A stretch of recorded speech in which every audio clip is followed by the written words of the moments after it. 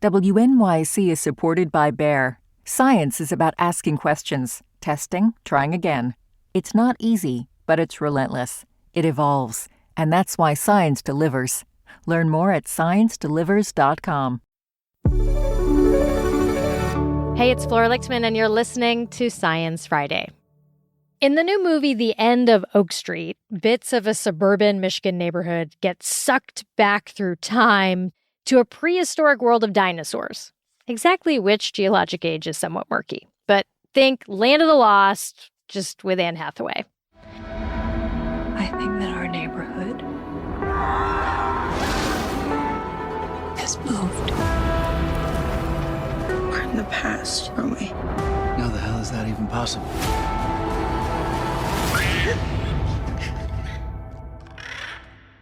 Which made us wonder, aside from the danger of getting snacked on by an allosaurus, what else would modern humans face in that ancient world? And we knew exactly who to call, paleontologist Steve Brusatte. Hey, Steve. Hey, good to speak with you guys again about dinosaurs and movies.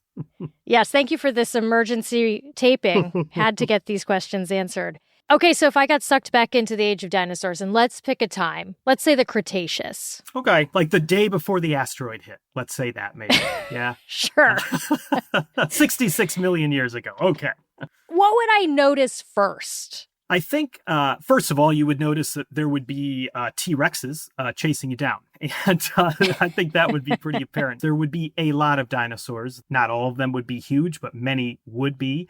And there would also be birds, but weird birds that had teeth and claws. And there'd be pterodactyls flying through the skies. You would notice that right away. I think you would notice that there were not very many mammals. If you saw a mammal, it would just be a tiny little one scurrying around. And you would not see any grasslands or prairies or savannas or any sort of environments like that. There were some little grasses that were just starting to evolve, but they had yet to reshape the landscape. Those would be the most obvious things you would see, but you would probably feel things too, because the atmosphere would be a bit different as well. Would I be breathing the same? Would the temperature be similar? The temperature generally would have been quite a bit warmer back at the end of the Cretaceous. And this was because there was more carbon dioxide in the atmosphere. And there are actually ways, it's really ingenious. There was a study that was published last year where some chemists and some paleontologists worked together to study dinosaur teeth, the enamel, the oxygen in the tooth enamel of these fossil dinosaurs actually is something of a paleothermometer, and it also can give insight into the amount of carbon dioxide when it was formed, just by differences in the chemistry of the oxygen.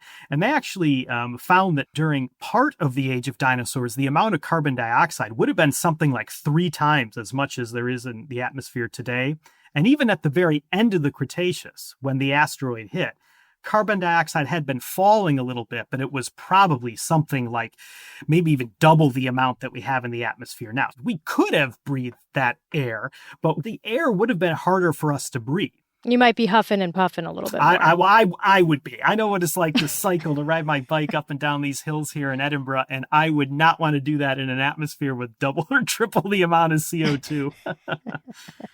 Okay, what about disease? I mean, would modern diseases threaten the dinosaurs, or would I be threatened by some kind of dino flu?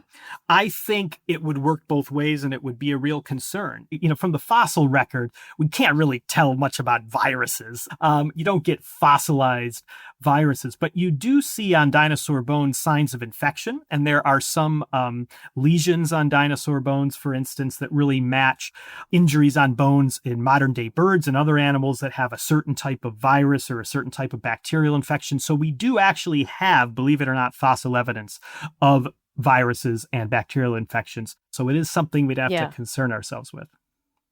Okay, in the 10 seconds I have left, if you could be swept through a wormhole to the past, where and when would you go?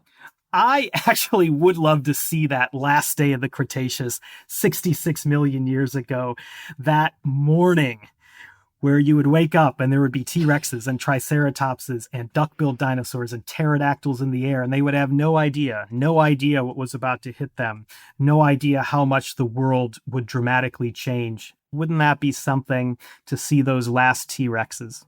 the eve of disaster. I feel like I learned something new about you today, Steve.